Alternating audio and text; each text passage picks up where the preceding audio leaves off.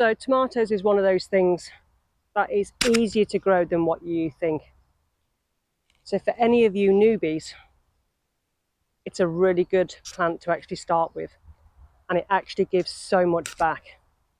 Now, you normally start them anytime between January and March. This provides a long enough germination and to be able to provide much bigger plants to actually be able to withstand any pests or anything like that when you do actually plant them out. Now, we started these particular ones in March. We used to do it in February, but lack of space, we left it till March this year. So these aren't as big as some of the ones that you may see on local forums or Facebook or anything else, but these are quite happy. These have been down the allotment in a greenhouse for the last, I think it's almost a month now. Tomatoes are not frost hardy, so you need to make sure that wherever you have them, they're not actually going to get touched by frost. First week of May for us, looking at the weather, we're not going to get any more hard frosts, and these can cope absolutely fine. They grow better when it's over 10 degrees, but they'll be fine to go out now. And they've got to a stage where they're just overtaking everywhere, and I need to get my greenhouse in order. So these are going to be planted.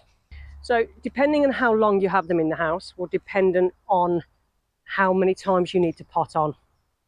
Looking back of when we sowed our seed, then repotting on from those seed cells into a little bit bigger pot.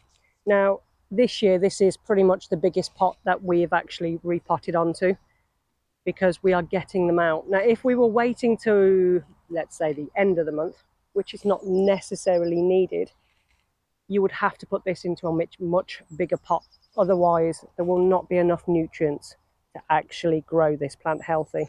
Now, tomatoes, you can grow in various different positions. You can grow in a bed, you can grow in grow bags, or even just pots. So it makes the perfect plant to actually put in small spaces. A few different ways to how tomatoes grow. You've got cordon, which is nice, long and slim, that goes up, that you will need to support with canes or some other method. Or you've got bush. Bush, you can kind of just let it do its own thing, unless it gets too dense where you do need to take some of the side shoots off. But the cordon, you will take the shoots off as you go along. Most of the ones I'm going to plant today are cordon. Now, we are doing a mix of different tomatoes this year. I think all in all, there's 23 varieties of tomato. Now, we've got some in the polytunnel, we're growing some in grow bags, and then we're doing some in a bed.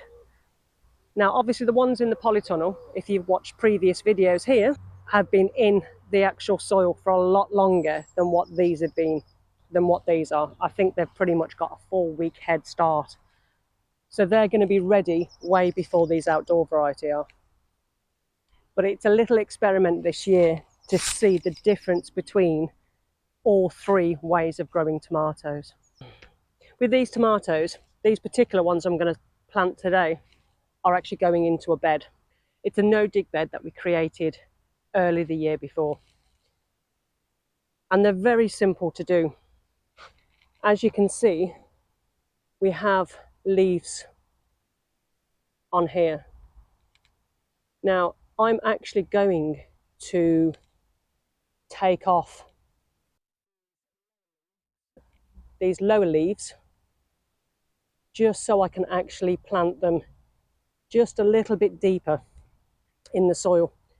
All the hairs that you've got on the side of the plant, on the stem, are all opportunities for extra roots. So the deeper that you can plant these tomatoes, the stronger they'll become and less likely to topple over in any strong wind. Now I'm going to dig a hole for this tomato plant to go into.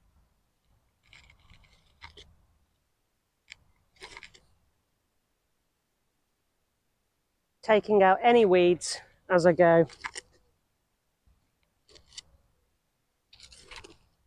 Now, as you can see, this is the actual soil that's underneath, the clay soil, as well as the compost. This bed, I do have issues with bindweed and other weeds, but it's the same with any bed that you have. You've just got to keep on top of it. Now this variety is actually an ox heart. And all I'm going to do to support these is use strings. So I'm just going to make a little hoop on the bottom. As the roots grow on the plant, it will thread through the string, keeping it secure. And I'm literally going to backfill and firm down. Now you can go to the base of this next leaf, again providing an opportunity for extra roots to grow. And that's basically it. You want to space your tomatoes about 45 centimetres, I think 18 inches apart, and leaving a gap down the middle of rows if you're doubling up on your tomato plants. This will help create airflow as they get bigger, because the last thing you want to do is encourage any blight.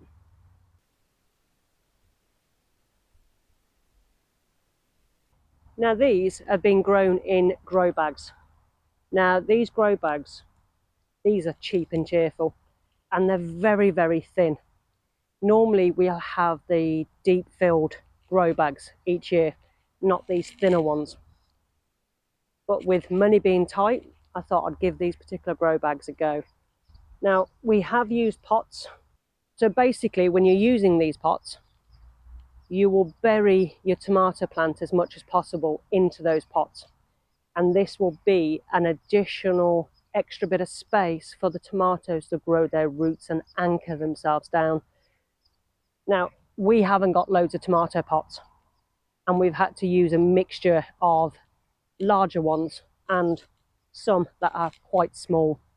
Some of the best pots to use with these is some of the floristry pots, which you can actually pick up free from sometimes from local supermarkets or florists.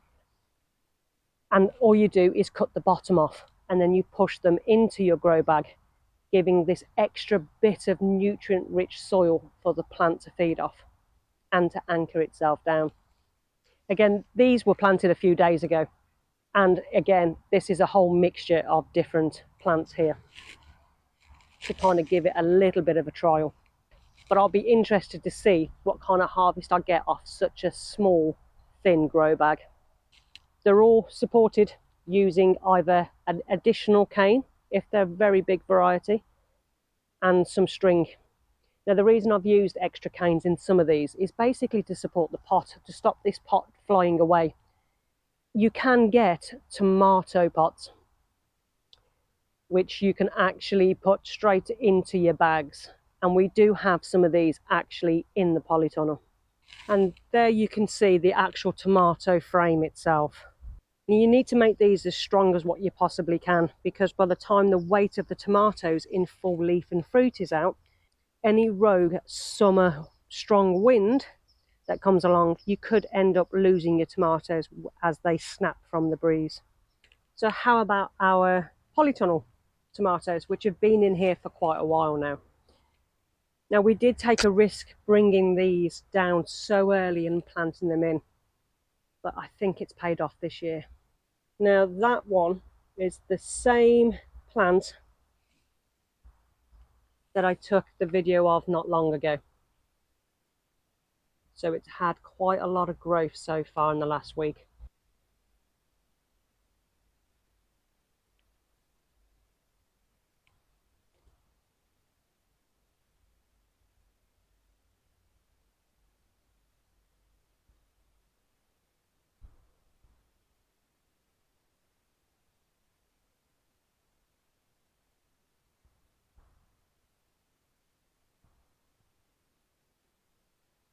The great thing about tomatoes is that you can interplant other things with it. In here we have our basil that will be growing underneath this, and we've also got in between the tomato plants marigolds, and that's what those palm looking plants are. Adding a bit of diversity in between your planting can really help the growing as a whole. The marigolds will attract more pests than the tomatoes, and they are used as kind of a sacrificial plant among the tomatoes. In fact, we've already lost a few due to ants.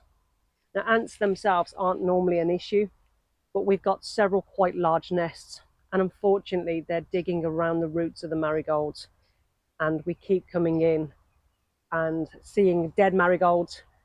And then as we're pulling it up, it is absolutely infested in the roots with ants. So growing other crops is a really good idea to have in between your tomatoes, making use of every little bit of that space that you actually have. Now the basil is a great choice. I mean, who doesn't like basil and tomatoes? You can also add extra nutrients to the bottom of your tomato plant. This bed is full of nutrients. We've done extra compost from last year's compost making on top of the bed early in the year, and we don't need to add anything to the base of this at the moment. Plus we regularly make comfrey tea and we feed our tomato plants off that. Again, that's another freebie. So whether you're growing one tomato or 500, the premise is pretty much the same. As the plant grows, you either wind the tomato plant around the string or use clips, or if you're using bamboo canes, again, you can use clips or bits of wire to loosely tie it on. This will support that tomato plant as it starts reaching for the sky, laden with many, many heavy fruits. Now, so long as you protect them from pest damage, which is mainly slugs here, you provide support as they're growing, give plenty of feed and the right amount of water, they will reward you with a fantastic harvest of tomatoes later on in the year. Now, coming to water, it's one of those things that you do have to be a little bit careful. Too much water, your plant will die. Too little water, your plant will die. So with these tomatoes being outside, and at the moment being one of the wettest Mays that I think I've ever seen, we probably won't need to water these. And in fact, this afternoon, it's going to be nothing but rain for almost 24 hours. So I'm only going to water these in a small amount, and that is just literally to make sure that the soil is settled around the roots. Come the height of summer, you need to make sure that you're watering regular. But again, within the right amount. You need to check your soil to see how wet it is. There is many pests and diseases that you can get with tomatoes. Most of them can be fixed by good husbandry skills in the first place, creating airflow and the right amounts of water in your tomatoes. But there's always a risk, especially later on in the year and outdoor planting, of blight, which we've had multiple times in the past, but we've still managed to get a harvest before it's completely destroyed the plant. One of the signs of overwatering is that your plant will actually droop. Now, if you check the soil, you'll be able to tell if it is from overwatering or not from overwatering. But you need to check, if you're growing in grow bags, you need to make sure that you've got actual drainage holes in the bottom of your grow bags. It's one of the biggest mistakes that people can make. And if we do have a very wet summer, the water is going to pool in those bags and it's got nowhere to actually go. And if you're continuously watering it, you're just going to make matters a lot worse. Last year we had an immense amount of crop of tomatoes. Now you could be asking yourself, why grow so many tomatoes? Now we have probably got 70, 80 plants actually growing this year of tomatoes. The one reason I grow tomatoes is because they can store fantastically well. Whether this is making tomato sauces for the freezer or canning, whether it's ketchups, whether it's eating the glut of the tomatoes. Never think that growing too many tomatoes in one go, you can't use all those tomatoes. With a bit of prep, you can actually produce food that you can actually enjoy throughout the whole of the year. Now this year, when I'm harvesting my tomatoes, I want to make lots of chili sauces, bolognese sauces, ketchups, just tomato sauces. Lots of different ways that I can literally just either open a jar or take from the freezer to actually keep us going throughout the winter season before the next glut of our tomato harvest. In fact, we've literally just opened some of the last jars that I've actually got that's kept us through the winter from our tomato harvest. Why don't you give tomatoes a go? They are so simple very easy to care for.